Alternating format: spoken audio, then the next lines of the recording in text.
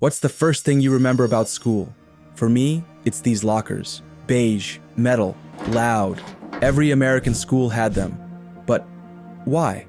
Why this exact design? Why not blue, or wood, or something different? I went looking for answers, and I didn't expect where it would lead. I still remember the sound. That metallic clatter when the door slammed shut. Or worse, when someone tried to open it without the right combination. It was sharp, cold, echoey. The whole hallway would carry it, like a warning bell. These lockers were everywhere in school, lined up like soldiers, identical. They weren't beautiful, but they were permanent. We all had our locker rituals. Right, left, right, fingers gripping the dial like it held a secret. The smell was always the same. Metal, pencil shavings, old gym clothes. You could tell a lot by someone's locker. Top lockers meant status. Bottom lockers meant bruised knees. Mine had doodles on the inside, a magazine photo, a note I never threw away. For all their sameness, lockers were the one bit of space that felt like yours. A door you could slam, a place to stash everything. Your books, your snacks, your secrets. So when I saw one at a flea market last month, yes, someone was selling a school locker, I had a weird feeling. Like part of my childhood was just sitting there, rusting. And I started wondering, why this locker? Why did every school, from rural Kansas to downtown LA, use the same dull beige box? I assumed it was just some boring budget thing. But then I started digging. What I found wasn't just a design choice. It was a map of mid-century America. War, factory surplus, Cold War paranoia, and it all pointed to one object, this locker. And it turns out, this locker wasn't just built for students, it was built from something much bigger. To understand these lockers, you have to rewind to a different battlefield. Not the school hallway, but World War II. After the war, the US had something it hadn't had before. Massive industrial surplus. Steel production had been ramped up like never before, not for furniture, but for tanks, planes, and ammo. When the war ended, all that manufacturing power needed a new purpose. And schools, they were growing fast. And the locker, it was a perfect design object. Not flashy, but smart. Earlier lockers were completely different.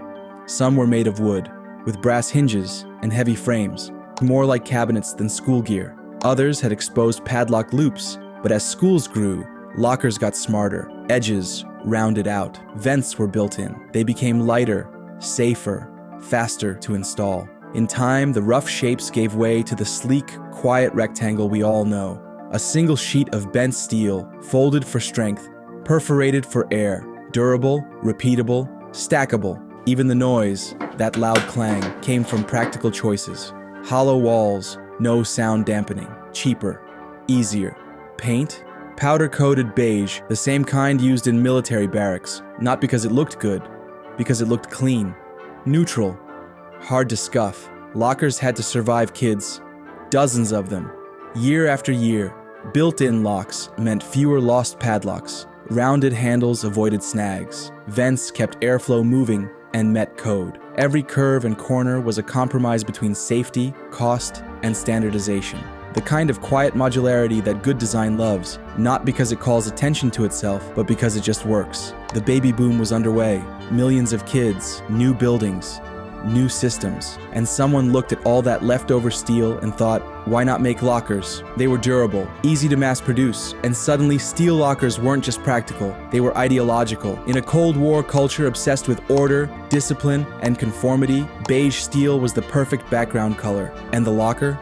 It became more than storage. It was part of a school system built around control and order. But smart design alone doesn't explain why they're everywhere. For that, you have to follow the paperwork. Here's the thing most people forget. School lockers aren't just storage.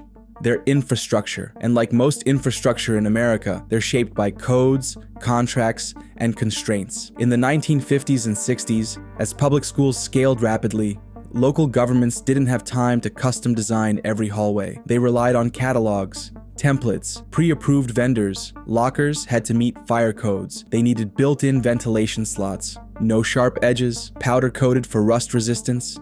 And above all, they had to stack well. Beige wasn't just a color, it was a compliance decision, a supply chain decision. And here's the other thing. Schools rarely buy furniture one piece at a time. They buy hundreds, sometimes thousands. all at once. Eventually, that system got even more centralized. Groups like Omnia Partners negotiated massive bulk deals with locker manufacturers. A school in Arizona could now buy the same lockers as a school in Ohio, at a discount, no questions asked.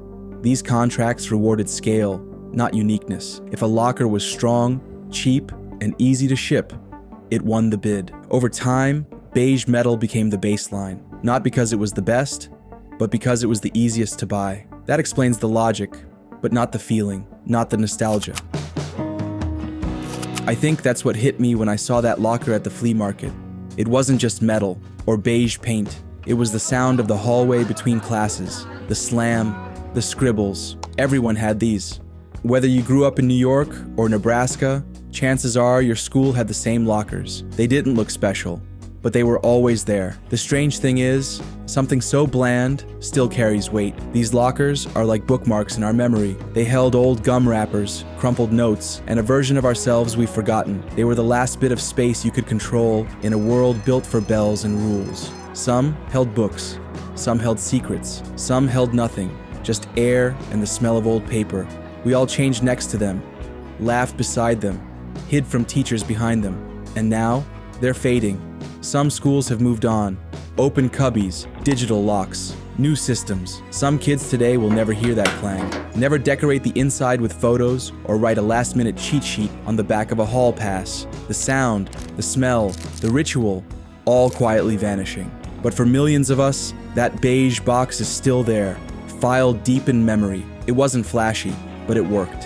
And maybe that's what good design really is. Beige, loud, and full of stories.